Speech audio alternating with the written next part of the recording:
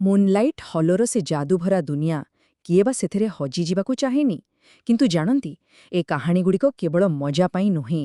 ଏହା ଭିତରେ ନା ଜୀବନର କିଛି ବହୁତ ବଡ଼ ଶିକ୍ଷା ଲୁଚି ରହିଛି। ତେବେ ଆସନ୍ତୁ, ଆଜି ଆମେ ସେ ଯାଦୁ ପଛର ରହସ୍ୟକୁ ଟିକେ ଖୋଲି ଦେଖିବା।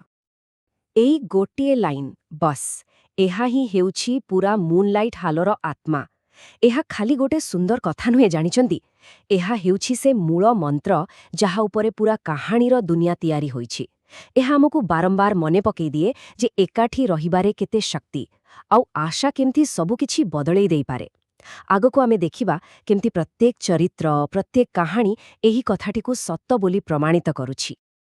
ତେବେ ମୁନ୍‌ଲାଇଟ୍ ହଲ, ଏହାକୁ ଖାଲି ମାଞ୍ଚିତ୍ରରେ ଥିବା ଗୋଟେ ଜାଗା ବୋଲି ଭୁଲ କରନ୍ତୁନି। ଆରେ ଏଇଟା ଗୋଟେ ଜୀବନ୍ତ ଦୁନିଆ। ଏଠି ପ୍ରତ୍ୟେକ ଘର, ଏପରିକି ପ୍ରତ୍ୟେକ ଗଛପତ୍ରର ବି ନିଜର କାହାଣୀ ଅଛି। ଆଉ ମଜାର କଥା କ'ଣ ଜାଣନ୍ତି?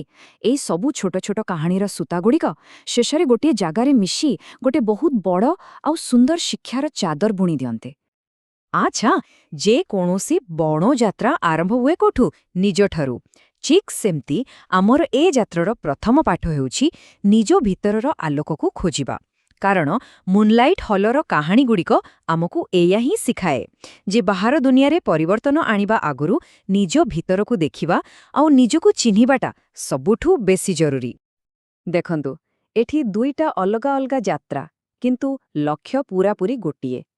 ଗୋଟେ ପଟେ ପିପ୍, ଯାହାକୁ ନିଜ ଭିତରେ ଥିବା ଆଲୋକ ଉପରେ ବିଶ୍ୱାସ କରିବାକୁ ହେବ, ଆଉ ଅନ୍ୟପଟେ ଏଲି, ଯାହାକୁ ନିଜର ଏହି ସ୍ୱତନ୍ତ୍ର ରୂପକୁ ଭଲ ପାଇବା ଶିଖିବାକୁ ପଡ଼ିବ। ତେବେ ଶେଷରେ କଥା ସେଇ ଗୋଟିଏ ଜାଗାକୁ ଆସୁଛି, ଆତ୍ମବିଶ୍ୱାସ ଆଉ ଆତ୍ମସ୍ୱୀକୃତି।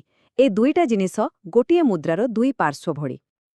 ଆଉ ୱେବର କଥା ଦେଖନ୍ତ, ତାହାର ଜାଲ କ'ଣ ଖାଲି ଦେଖିବାକୁ ସୁନ୍ଦର? ନା, ଏଇଟା ଗୋଟେ ପ୍ରତୀକ। ୱେବର କାହାଣୀ ଆମକୁ ବହୁତ ସରଳ ଭାବେ ବୁଝେଇ ଦିଏ ଯେ ସୃଜନଶୀଳତା ବା କ୍ରିଏଟିଭିଟି ଗୋଟେ ଏମିତି ଯାଦୁ ଯାହାକୁ ଆପଣ ଯେତେ ବାଣ୍ଟିବେ ସେ ସେତେ ବଢ଼ିବ। ଏହା କେବଳ ନିଜ ଖୁସି ପାଇଁ ନୁହେଁ, ବରଂ ସମସ୍ତଙ୍କ ମୁହଁରେ ହସ ଫୁଟେଇବା ପାଇଁ ଏକ ବହୁତ ବଡ଼ ଶକ୍ତି। ତେବେ ଏଇ ଯୋଉ ପ୍ରଥମ ଭାଗ ଆମେ ଦେଖିଲେ, ଏହାର ସବୁଠୁ ବଡ଼ ଶିକ୍ଷା କ'ଣ? ସିଧା କଥା ହେଉଛି, ଅନ୍ୟମାନଙ୍କ ସହ ସମ୍ପର୍କ ଯୋଡ଼ିବା ଆଗରୁ ନିଜ ସହିତ ନିଜର ସମ୍ପର୍କକୁ ମଜବୁତ କରିବାକୁ ପଡ଼ିବ। କାରଣ ଗୋଟେ ଦୃଢ଼ ଆତ୍ମପରିଚୟ ହିଁ ପ୍ରକୃତ ବନ୍ଧୁତା ଆଉ ସମ୍ପର୍କର ମୂଳଦୁଆ। ଆଚ୍ଛା, ଠିକ୍ ଅଛି, ଆମେ ନିଜ ଭିତରର ଆଲୋକକୁ ତ ଖୋଜି ପାଇଲେ, କିନ୍ତୁ ତାପରେ କ'ଣ? ୱେଲ୍, ତାପରର ପାଦ ହେଉଛି ସେହି ଆଲୋକକୁ ଅନ୍ୟମାନଙ୍କ ସହିତ ବାଣ୍ଟିବା। ତେବେ ଚାଲନ୍ତୁ ଏବେ ଦେଖିବା କେମିତି ବନ୍ଧୁତା, ଦୟା ଆଉ ସଚ୍ଚୋଟତା ପୁରା ମୁନ୍‌ଲାଇଟ୍ ହଲକୁ ଆହୁରି ଉଜ୍ଜ୍ୱଳ କରିଦେଉଛି। ମାଇଲୋର କାହାଣୀଟା ଏହାର ସବୁଠୁ ବଢ଼ିଆ ଉଦାହରଣ। ବିଚାରା ମାଇଲୋ, ସେ ଯେତେବେଳେ ବୁ କହୁଥିଲା, ଲୋକମାନେ ଡରି ଯାଉଥିଲେ, କିନ୍ତୁ ଲୁନାର ଟିକିଏ ଦୟା, ବାସ୍ ସେତିକି ହିଁ ଦରକାର ଥିଲା। ସେ ଦେଖେଇଦେଲା ଯେ ମାଇଲୋର ବୁ ପ୍ରକୃତରେ ଗୋଟେ ଭଲ ପାଇବାର ହେଲୋ ଥିଲା।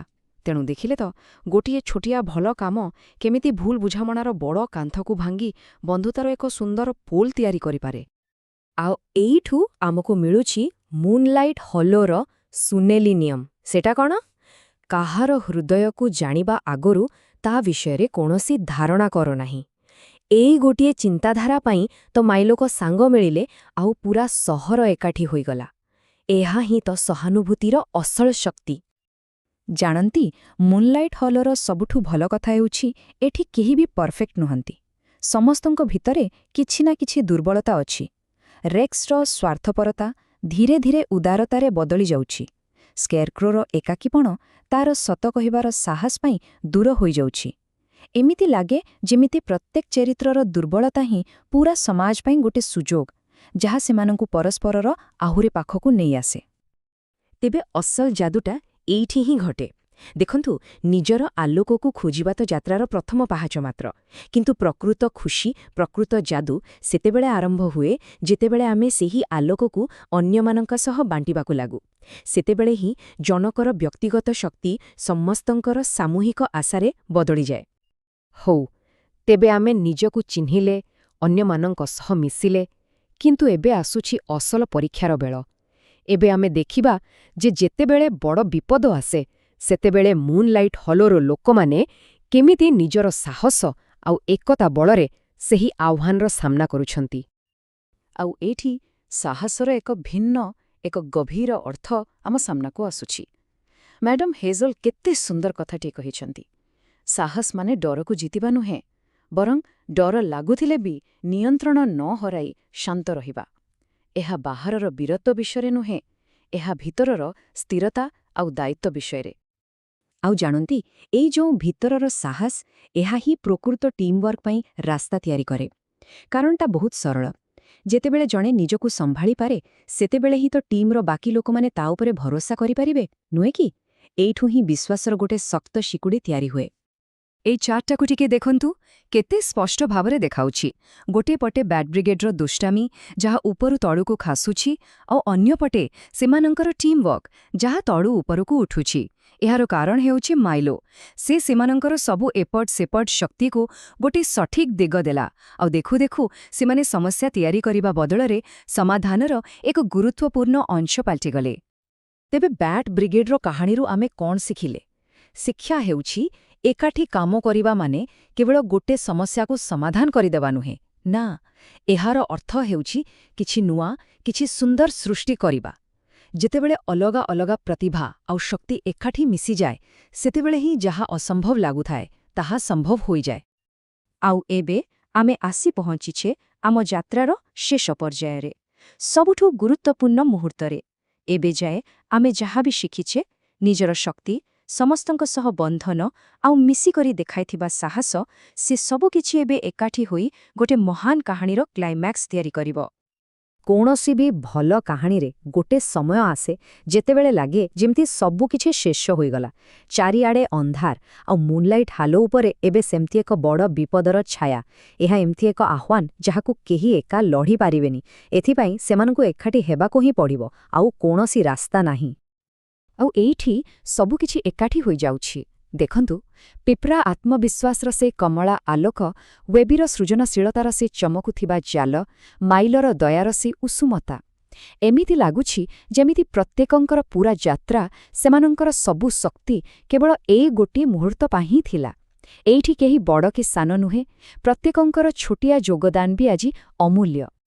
କିନ୍ତୁ ମନେ ରଖନ୍ତୁ, ଏଇଟା ଖାଲି କିଛି ଆଲୋଅର ମିଶ୍ରଣ ନୁହେଁ। ନା, ଏହା ହେଉଛି ଗୋଟେ ରୂପାନ୍ତରଣ।